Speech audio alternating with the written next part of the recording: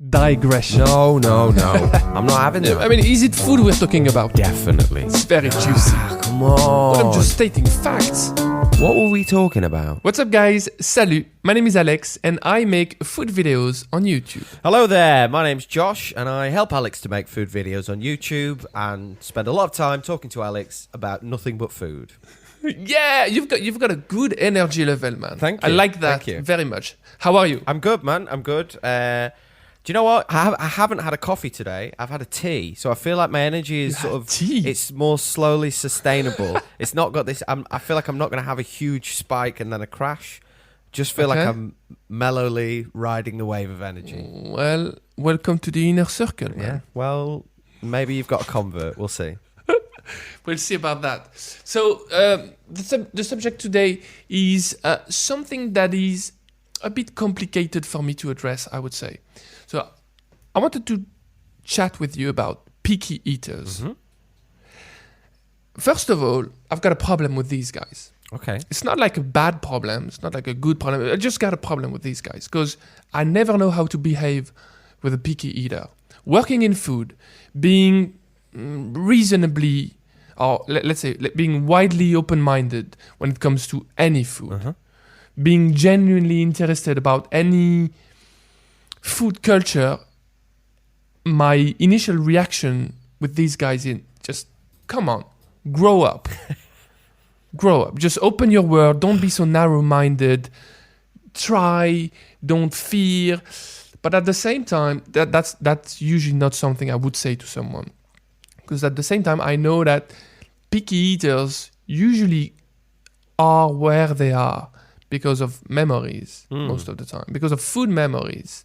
So I'm on the fence when it comes to picky eaters. I don't know how to react. I don't know how you feel about this population. I think probably very similar in that my initial gut reaction, the reactive side of me is like, oh, come on. What do you mean you don't like it?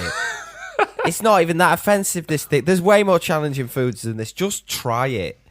Exactly. The same phrase has come up in my brain. I get, I think, grow up, which is an interesting one. It's interesting that comes to mind because I do associate being less picky with having got older, because I used to be a picky eater and I've slowly got to a point where I'll eat almost anything, and it has come with age. So grow up is something that I think. And then I also think, look, it's not even that bad. You're making a big fuss out of nothing. You know, da-da-da-da-da. They're all my initial thoughts. And then I think, okay, hang on. Also, I want everybody to enjoy food. That's another thing. I want people to enjoy what they're eating. I don't want it to be a challenge force for somebody. Yeah, it wouldn't make any sense. And I think part of it is because I think part of the frustration can come from the fact that I love the discovery of a new food. So, for example, I've talked about this before, but until a few years ago, I'd never had Ethiopian food before. And the way that it's presented and the way that you eat is very different to a lot of other restaurants that we've got here. It's all with your hands. You've got these, the rolled pieces of spongy bread that you pick up and you share all the curries on it. The discovery moment. And it's a different flavour to what you're used to, and they use different spices and this sort of thing. But the part of the thing that's so enchanting about that experience is I've never had this before, and it's so delicious and different, and there's the discovery element, and what is that flavour in this thing? And I think there's a bit of me that thinks when you're a picky eater and you look at something and you go, yes, I don't like that. If you've not had it, I'm like, come on, you've never tried it. You don't know that you don't like it. Exactly. You don't know that you dislike it. That thrill, that moment where you're about to discover. It's even the anticipation might even taste better than the dish sometimes. Yeah.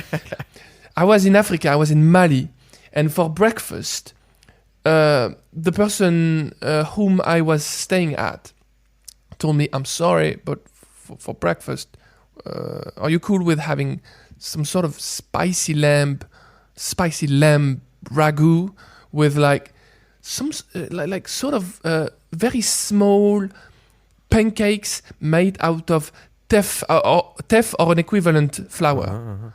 And I was just like, I'm hungry. You're kidding me? I'm just over the moon about this.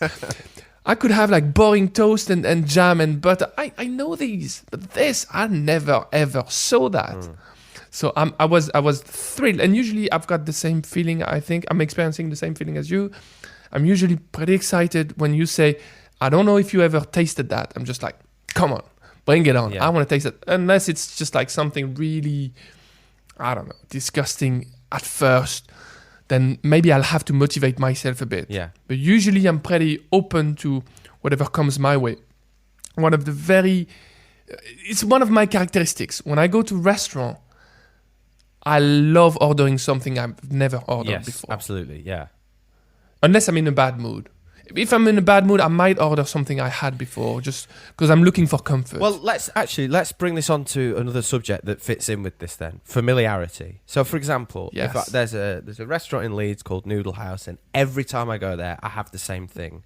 And it's because I know that I love it. Every time I have it, I'm never disappointed by it. It's just a very basic, like, noodle soup with a bit of chili oil on the top and a few slices of soy chicken and some cabbage. Nice. But it's just wonderful, and I have it every time that I go there. And I do sometimes think I should try everything on the menu. And when I first went there, I did try lots of different things on the menu. But my reason for going there now is it's the familiarity and the comfort that I like, and that's why I go to that place, and I know that I enjoy it every time. Having said that, like you said, if I go to a new place, if I look on the menu and they've also got a noodle soup that has soy chicken and cabbage and the chili oil on the top, I'll go, okay, well, I've had that. What else have they got that I haven't had? So that I think what I'm getting at is this. So the familiarity is important. Yes, yeah. I understand. And I appreciate the familiarity, the feeling of knowing I know what this thing is, I like it, I'm going to feel safe if I eat that thing. Now, conversely, though, I think what happens is with some, with absolute food geeks like us that are wanting to explore and find out new things, when something new is presented to us, the feeling is excitement, right? That's what the energy that you get turns into excitement. Whereas I think for some people who are picky eaters, it's not excitement; it's almost like fear. Maybe that's a bit strong, but it's a. I think it's fear. It's a fear and an anxiety that they've made a bad choice and that they won't like what they're going to eat. That's the vibe. That's something I think you're touching on two things which are like really important. The fear, I think it's fear. It might be a mild fear, it might be a strong fear depending on the person. But also they might just regret what they did. Yeah. And I think I'm pretty fine with this. I have ordered so many, it might be a bit strong, but so many shitty dishes in my life. So many dishes where I'm just like, Like for example, the first time I had chicken feet in a Chinese restaurant. I don't think they tasted bad, but they served me, I'd say, 6 or 8 chicken feet. Well, I would love for my first time something a little more gentle, like 1 or 2 would be more than enough. Let's not go for feet. How about foot? Foot is fine. Just 1. Yeah, exactly. Foot. Exactly, you're right. Foot would have been better. I would like a single chicken foot. I would have a chicken foot. Yeah, you might look like you're casting a spell though if you've got that. Do a single chicken foot, frog's eye. Yeah, you see, a little blood and a dice. But what is he gonna perform in that restaurant? But I guess it's just like I'm fine with failing in a restaurant. I'm gonna spend a little money, but at the same time I'm gonna discover something cool. And I feel like and I've been out there in restaurant with friends, and I know that. Nobody has been to this restaurant before. We are all noobs. We are all newcomers to this restaurant. And yet, they want to order something they can hang on to. Because they are terrified, I think, deep inside. Terrified might be a bit strong, but still, they might be terrified. And they would go to something similar to what they know. Where I think, let's just accept that we're all in jeopardy. It's just like, it's going to be, let's roll the dice. And see what it comes. I love this picture, by the way. This is something I've been trying to do. You walk in restaurant. Basically, I could live my life with these. But you have a pair of dice in your pocket, and it doesn't even apply. Sorry, this is a little digression. No, go for it. Digression. Every time there's a decision to be made in your life, instead of making it, which is a pain, you just roll the dice. You're at the restaurant, you've got a menu in front of you, and the waiter goes, "What do you want?" Why do I have to decide about this? It's taking space in my mind. Yeah. I like whatever comes, so let's just roll the dice.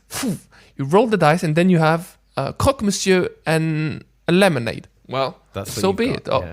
Or you just coffee and a beef ragu. Damn it. But whatever, I'll take it. I think it would be fun to... I don't know. Maybe there's a piece of content to be done around this. Anyway. An app. So you just get out and press the button. No. A YouTube video where you go in a restaurant, but you only order things that are decided by a pair of dice. I like that. Menu dice. And then you just decide what you're going to have. What would you call it? Funny. Like lunch roulette or something? Just. Oh man, you've got the perfect title for this. Lunch roulette. Anyways, back to the subject. Yes. But yeah, I mean I guess what I was getting at there is like if you aren't worried or anxious about eating something that you might not like or enjoy that much, or it might not even be the best thing on the menu, and you're there because you want to experience something new and just see what you're going to get. Mm-hmm. Then actually just making a decision and going, oh well, I'll have that one. And someone will go, oh, but that's got this thing in it. Well, it doesn't matter because I'll be all right with it. Then that's fine. Mm-hmm. I suppose if you do have that sort of anxiety or fear around it, then you are less likely to experiment. And I'm going to make another side point here. So that's in an environment whereby we're talking about people who are picky about what they eat if it's something that they've never had before, right? Yes, that's one segment. Now, there's another aspect of it where people have, let's say, for example, my dad, I'm sure he won't mind me saying this, he does not like it at all when there's garlic in, let's say, a Sunday lunch or in any sort of context of sort of what he would deem as like traditional British food. What about lamb? Yeah. He won't. He does it. Don't put garlic in the gravy. Don't put garlic in the lamb. I don't want garlic going near it. Okay. Okay. Fair enough. So that's a thing that it's like he's like, this is a thing that I know that I don't like. Now it was hard for me to accept that because I'm like, well, I've had both and I prefer lamb, for example. When it's got garlic in it, it's so much better. It's so much this. Yeah. How addictive. Can you? And it's when you get to that thing when you think, how can you not like this thing? Well, he doesn't. He just doesn't. Now, there's a bit of me that thinks, oh, come on. You're just saying that because you've got it in your head that you don't like it. You don't really not like it. Yeah. You just think you don't like it, and therefore you're unwilling to try the thing. Mm-hmm. But, he has tried it. But then it's possible. There's a part of me that thinks, but is he trying it and almost immediately going, yeah, don't like it. Told you didn't like it. I've tried it. There you go. Mm-hmm. I don't know. Sometimes it could be a body reaction instead. Like for example, my friends here most of them like food. Mm-hmm. Really, they like having big meals and for example, doing this on the seaside. We would go to the seaside with a bunch of friends and we would have platters of seafood. One of my friends once, he's a good eater. He had a problem with oysters. Okay. Since then, he hasn't been able to eat any oysters. Right, I see what you're saying. So he's not a picky eater. I'm like that with... It could appear like one, but I think it's more like a body reaction to oysters. It's just like the liver is just saying, it's putting on a string. I get what you're saying. Like, as in, I think I was violently sick as a teenager from drinking... what's that? Buckfast? No, Malibu. You know, the coconut flavoured spirit. Yeah. And I have not been able to get it since. Yeah, it's just very coconutty. So I've not really. In fact, I might even be put off coconutty things a little bit by that. But it's very this is the thing. In the case of my father, my pops, garlic, he'll quite happily eat Italian food that's got garlic in it because to him, in that context, that's where it should be. Because it's Italian food. Because it's a different world. That's what it's supposed to be. Yeah. But not so that's very like weird. A Sunday roast. So what I'm saying is, I think there's an element of picky eaters, and let's bring up this word, disgust. Now, it's not always disgust, but it's like disgust or discomfort or a thing of just being like, "Ooh, I don't like it. I don't like it." And I don't know if you actually explored that. You would be like, would you like it if you kept trying it and sort of tried to change your relationship to that thing? Like accept. I guess so. I'm not... Accept the odd feeling that comes with it. Here's what I'm yammering on about to try and get to the point of this, I think. I don't think that picky eaters, I don't think it's just simply about taste and smell or texture. Mm-hmm. It's not just about taste, smell, texture, the actual things of the food that give you the sensation whilst you're eating them. I think it's also a cultural thing. Like you said, it's associated to previous memories, even if for whatever child reason. Memories, very much. Yeah. And I mean, parents forcing their kids to eat whatever thing, and then you create dreadful memories for these guys. Yeah. I mean, there you go. That's a good thing to talk about, I suppose. As a kid, I would not eat lots of things because I didn't like it. But it wasn't that I didn't like it. I just had... Yeah, come on. Feed us with this. Just share. It's confession time. Go for it. Well, I wouldn't like... So I'm not going to be judging. I don't promise. Here's an example. When I was a kid, my mum and dad sometimes would get takeaway pizza, right? Okay. And I didn't want it. I don't like it. I don't like Why? pizza. I don't know. I was a kid. You don't like pizza? I can't remember very why. Sad kid. But as a kid, I was like, I don't like pizza. Until... Do you remember the Teenage Mutant Ninja Turtles? Of course I do. Right. So until I started watching that cartoon as Michelangelo. A kid, yeah, Michelangelo, Leonardo. Yeah. He's the pizza geek. Yeah. So they're obsessed with pizza. And I was like, pizza's cool because the turtles eat pizza. Oh, wow. I want to eat pizza. So next time they got takeaway pizza, I said, can I have one? And they were like, oh, somebody likes pizza now. Somebody's getting all fancy. Yeah. So... Mr. Fancy, but okay. And did you like it? Absolutely. So there you go. It's hard not to like. And this is a lot of the time with kids being picky eaters with things. It's not because they don't like it. They've just formed a relationship to something in their head where they've gone, I don't do. That's something that I don't do. Do you know what I mean? Uh-huh. Yeah. I think I do. And I think the picky eater thing is just that attitude sort of carried on into adulthood. Sometimes, I'm not saying every time, but sometimes I think it's just a thing of people going, oh, I don't like this thing because I've made a decision on it in the past and now I'm just sticking to it. I know persons, which I'm not going to name because I can't. As kids, they didn't like French fries. What? They didn't... Yeah, exactly. So that's where it gets really complicated to remain an adult, an accepting human being and just be, well, everybody got his preferences. And when that person told me that, I was just like, shut up. Shut up. Everybody loves French fries. Same goes for melon. Melon might be a little more flavory than French fries, but French fries, just like... What happened? Somebody stuck a French fries up your nose or something, like your brother or something. Yeah, it wasn't the nose, it was somewhere else. That's the... But maybe if that's associated with such a bad memory, possibly. But other than that, I mean, I even like French fries that was served to me at school, and they were mushy and soft and you know, really dry. I really like them anyway because everybody loves French fries. And I was like, okay, so that person is just challenging me. This is an exercise for me. This is training. Good. Yeah. Well, okay. I understand what happened, and the person just because it's disgusting, right? Just like, all right. So I can't have this chat anymore. I'm out. Because apparently nothing makes sense here. Okay. Well, look. Well, I think we should cover this, given that, you know, we're dumping on everybody else, sort of saying, "Oh God, these." Yeah, I like this. I'm a French person. I'm allowed to do this. We're not like that. We're way better than that. I've got to ask you: is there anything that you won't eat or don't eat? So right now, I'm not sure. I wouldn't be. I would have to force myself a bit to eat insects, for example. If you were to feed me with a living larva, for example, it's just like I would probably cut it or cook it before I eat it. First of all, because I'm not so keen on eating things that are still alive. I think that's more for possibly. I wouldn't eat living octopus. Yeah, no, I would do that more because of, like, a thing of basically if I'm going to inflict pain on an animal, I would want it to be as quick as possible, and then it's dead. Exactly. That's the same vibe for me. I would just be like, okay, so we are humans, we do kill and we do eat what we kill.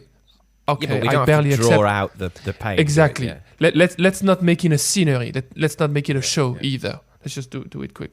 Like same goes for lobster, all these stuff. But I don't think I would be like maybe mountain oysters, Rocky Mountain oysters. Not the biggest What are fan. they, calves testicles? Is that what they are? Yeah, carved testicles. Exactly. That's the nice I don't know. name Look, for them. I've not. I had them. Well, there you go. I had them. So again, this is an imagined thing. But what I'm saying is, I guess when you get into that situation, I think you would try one though, right? Yeah, I would try one if it's cooked right. Yes, that's also the problem because sometimes people just go like, "Well, you don't want to try this." Well, I would if that were to be cooked right in the first place. Yeah. So, like for example, I had andouille in France.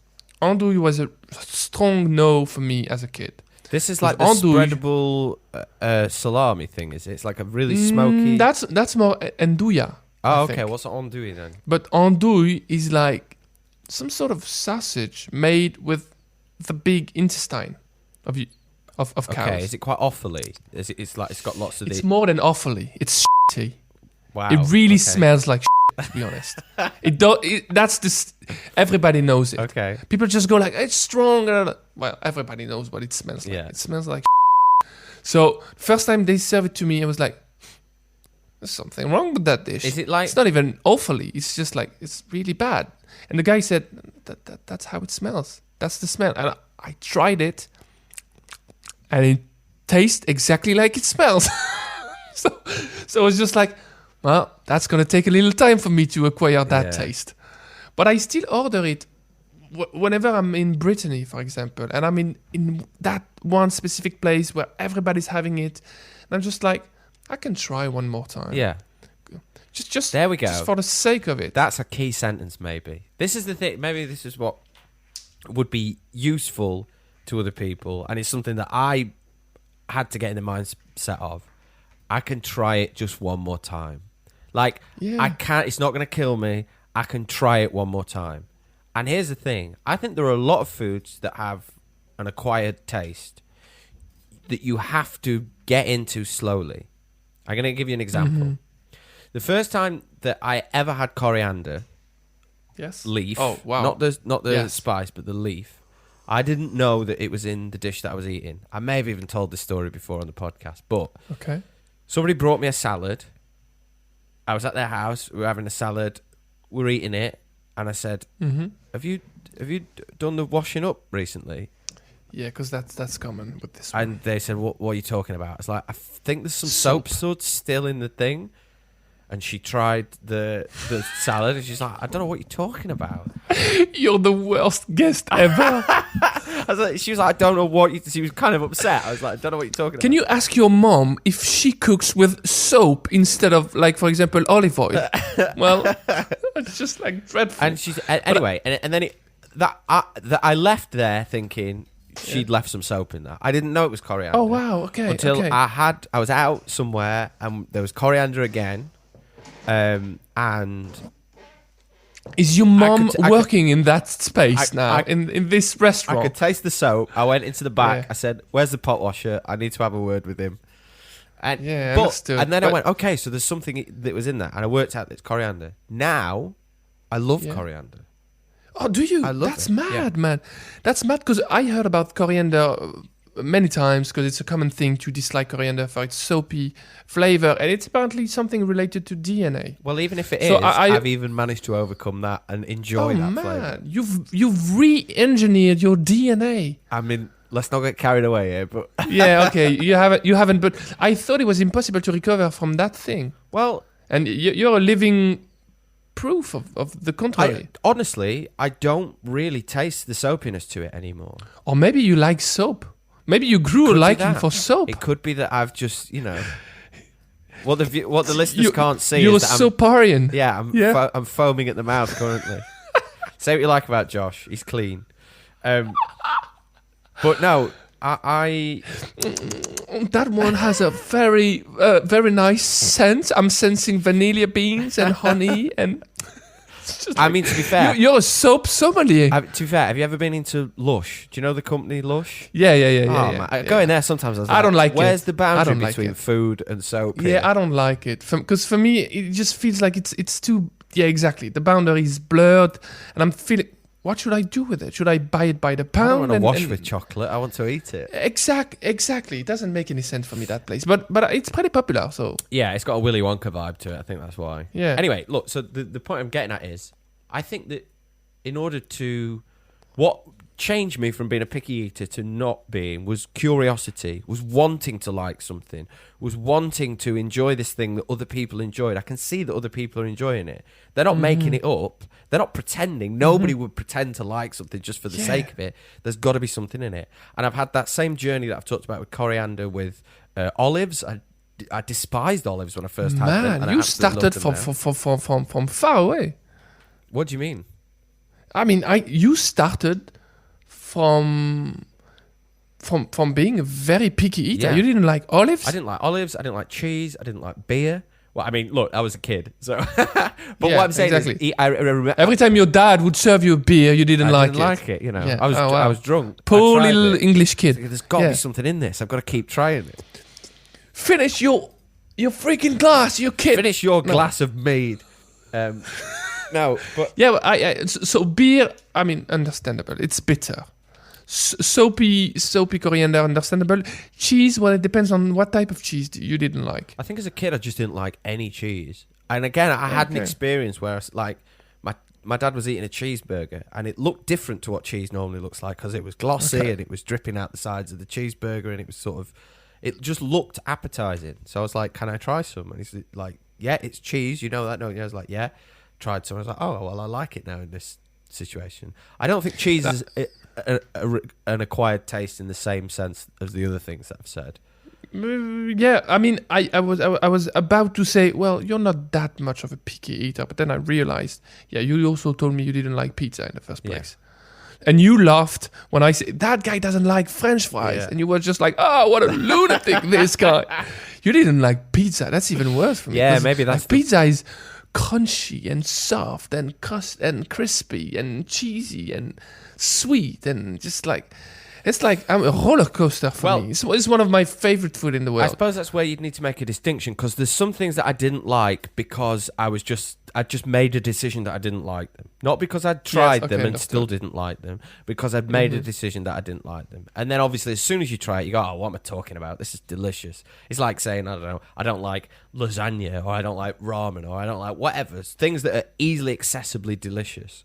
But then there are other things that are difficult to get into, and I think people are scared that they try something once, and for whatever reason, it could have not even been the food. It might have been the mood they were in, the environment they were in, the situation they were in. They've just decided, I'm not going to try that thing again because I didn't enjoy it that one time. Yeah, that's weird, because there are many experiences in life which you have to do several times in order to either be good at it or accept them or like them. I don't know. Did you ever try Japanese uni? It doesn't have to be Japanese, but I don't know the English term for it. How do you call it? Sea urchin. Sea urchins. No, I've never had that. Oh wow, man, you're up for a treat. That's weird. That's super weird. It looks weird. And actually, having seen other people eating it, I remember thinking, oh, I don't know if I would like that or not. I mean, there's nothing to the taste is a bit like, it's obviously tastes enormously like the sea, 100%. But it's also very creamy, either yellow or orange in color, and it could be almost spread on bread. That's the consistency. It's like margarine somehow. Yeah. But then there's a flavor that I still think is a bit off to this day. I feel like I really I tried it a few times, probably 3 times. I'm still not to the point where I can say, oh, I like it. No, I'm still in, all right, so it's acceptable. But I might need to try it a few more times. For example, one example. So there are foods which are commonly regarded as easy to dislike. Okay. Anything bitter. Yes. For kids or for some adults, or for maybe many adults, is easy to dislike. Yes. Asparagus being notoriously bitter, not super bitter, but they have a bitter flavor somewhere. To it. Yeah, I don't know that many people who love asparagus, like really love asparagus. And to be honest, I wasn't a big fan of them in the first place. But very recently, like a week ago recently, that's how recently. Oh, wow, okay. I found some big, plump white asparagus at my green grocers. And I was like, yeah, I can buy that. Yeah, let's just buy a bunch of them. And I cooked them. You're supposed to steam them vertically. I couldn't do that, so I just dumped them in sort of a DIY steamer. Man, the outcome. Let's give you the whole story. As they were cooking, they were really big. So I thought, well, just looked online, and they were calling for 20 minutes of cooking time. And during that time, I thought, well, maybe I can wrap up a little sauce, maybe a hollandaise sauce that would be appropriate, maybe a little mayo, that would just be nice. And then, I don't know, I did something else. It slipped through my mind. I forgot about the sauce. They were ready, and I wasn't. So I took them out, put them on a plate.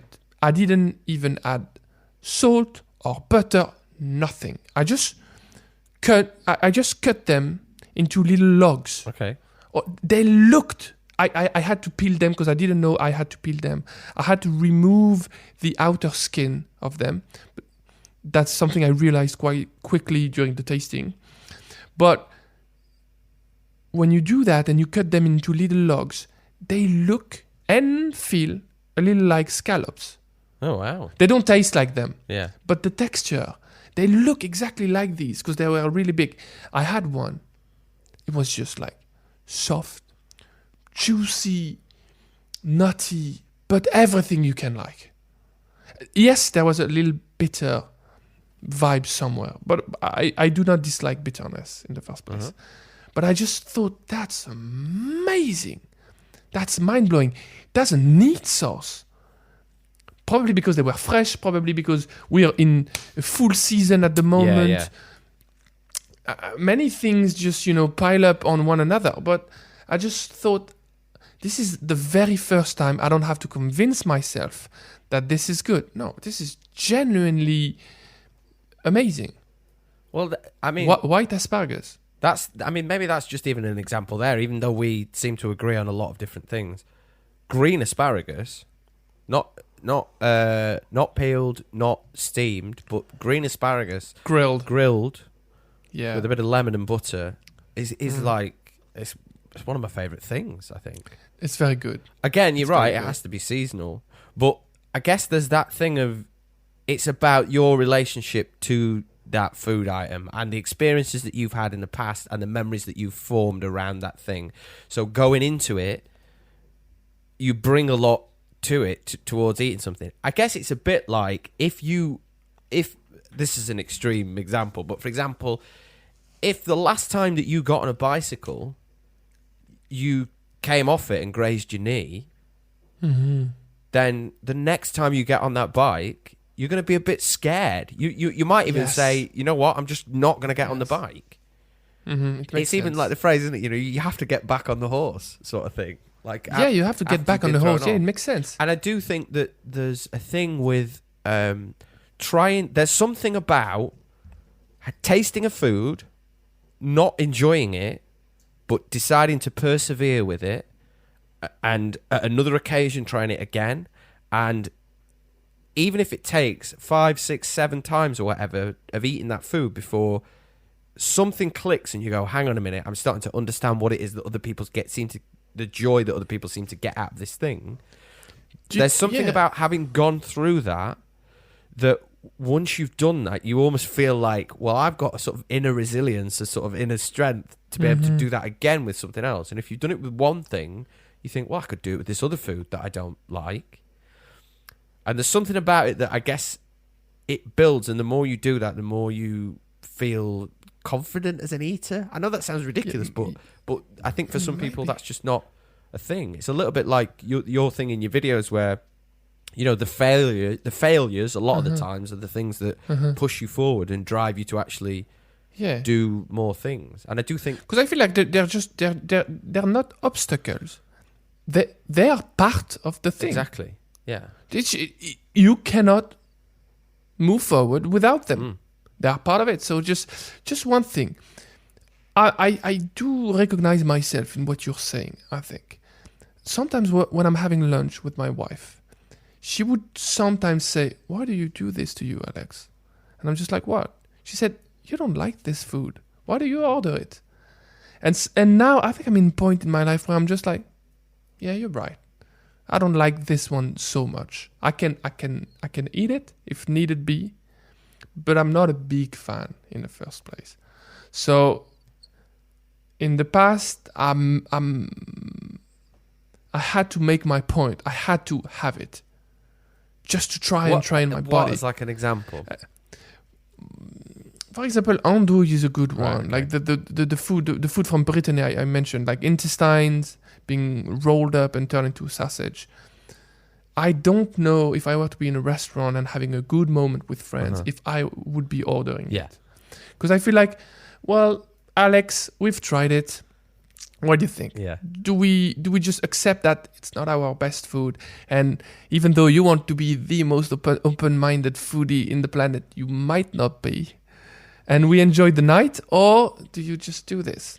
And I depend on my mood, to be honest. Totally. If I'm alone, if I'm out there and the guy is known, the butcher is known for that stuff, well, I might still go for it. Because I'm having a hard time accepting that I don't like something. And also there's a curiosity inside of me just pushing me. What is it that these guys experience that you are not experiencing at the moment? And I just want to... And yeah, in many cases it worked. For oysters, for example. As a kid, I didn't like oysters so much. I had tried one, but it wasn't amazing. Now, I enjoy this. I enjoy oysters. It's not like I would just gob or gulp like 24 oysters on Christmas night. No, I would have 6, 7, 8. I don't know. Just a few numbers. One fun thing about oysters and me. I told you I don't like eating things that are alive. Right. And oysters are known to stay alive in your stomach for like 30 minutes, I think. Oh, right, okay. I would always chew oysters. I'm the only one at the table chewing the oysters. Because there's no way it enters my belly without being killed first. I'm just like, no, not accepting any other, living organism. I mean, I must be filled with living organism. But that's a discussion we need to have at another point, because I've heard you say that before, and quite frankly, it's ridiculous. But anyway, we'll come back to that. It might be, but I just... And also, well, chewing the oyster, it's not bad. I feel like sometimes when people gob, how do you say when you don't chew? You just swallow. Swallow, yeah. Swallow. When people swallow oysters, there's a hint of... I don't want to chew that. Yeah. There's no way I'm going to be chewing that, because it's just like the texture is completely snotty. And I'm fine with chewing it. In the first place, I used to do it to kill the oysters, obviously. That's the real story. But you've developed now, a taste for I got used to the it. texture. Yeah, exactly. It's not bad. And it's not only snotty, it's also a little crunchy sometimes. I don't know. It's just weird.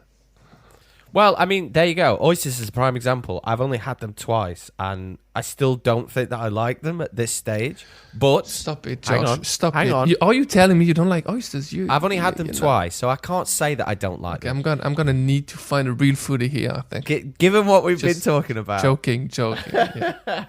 I can't honestly say that I don't like them. I can say... Some people say, do you like this thing? And I a lot of the time my answer will be, I've not had it enough to know. When did you had oysters? You said you had it twice, yes, right? Yeah. Tell me about these experiences. Where were you? Who were you with?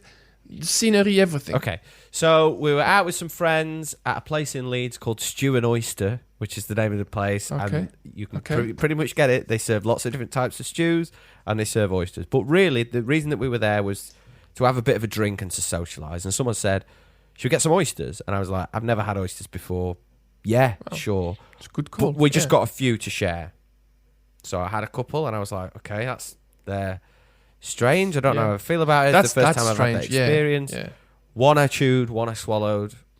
Okay. Then I was like, okay, I didn't really enjoy that, but that's that experience. And then again, another occasion, It's pretty much a similar sort of thing. Out with friends, somewhere that served oysters. I think we maybe had some. We were eating, and I had almost exactly the same experience again. So I think what I would do is next time I go for them is go to somewhere specifically to have oysters and maybe have a plate so that I've got 6 in a row or so that I can maybe get the hang of it, or at least kind of have that experience. There's something very key that you said earlier that I liked a lot. In that, I think sometimes actually, as much as I've been bashing on picky eaters, there's an element of which, if you're out with your friends and you're just having a nice time and you're there to socialise and you're out and you're having some food, challenging yourself with difficult food, it's not. Yeah, about you got nothing to prove. You're there to be with your friends and to have a nice time and to socialise. Mm-hmm.